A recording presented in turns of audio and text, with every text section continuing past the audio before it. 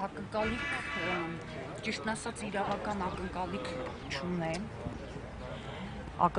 չունեմ, ուղղակի եկել եմ իմ աջակցությունը հայտնեմ Սրբազանին, մտածում եմ ամոթ եմ ապրում այսքան քիչ մարդկանց համար, ամեն դեպքում ինչքան է չուզենանք ասենք բարձրաձայնենք, բայց ամեն դեպքում կամերաները ֆիքսում են, որ ինչքան քիչ մարդ են, ես միշտ իմ անունից եմ խոսացել, չեմ ուզեցել դիմեմ ժողովրդին մարդկանց չգիտեմ ում, բայց այսօր ասում եմ ամոթ բոլորիդ, ով Սուրբ Մյուրոնի կնիք ունի ու այսօր ստեղ կանգնած չի, գոնե ի սատարում, ակնկալիք չունեմ, բայց գոնե ի սատարում, գոնե եթե կամ իրանց խղճի առաջ պատասխան։ Չգիտեմ, այսօր ստեղ երևի մենք այս պրոցեսի մեջ ենք, այտենց չենք պատկերացնում, իրական իմաստը ինչ է։ Այսօր ստեղ դատում են մեր խիղճը, մեր պատմությունը, մեր հավատը, մեր երկիրը, մեր եկեղեցին, մեր սրբությունները, մեր ամբողջ բարձր արժեքները այսօր դատում են, այստեղ հավաքական է,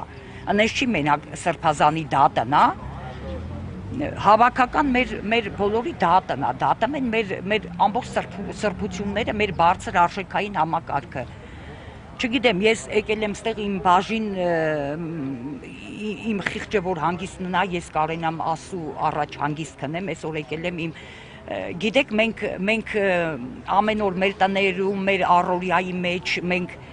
ճիշտը որ խոստովանենք, մենք չենք էլ հասցնում, որ ամեն օր հաճախենք եկեղեցի,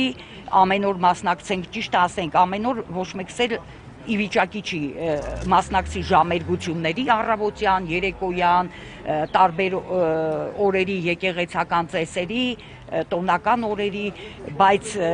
մեր հոգևոր դասը, մեր սրբազանները ամեն օրնի բուն, առավոտից երեկո,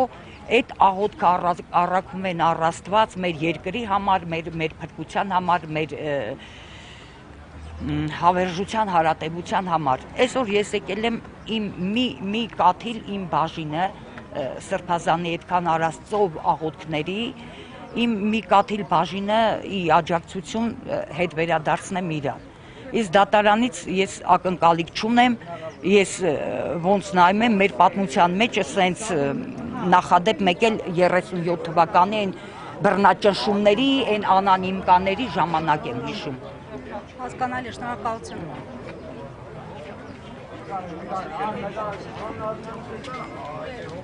Դիմա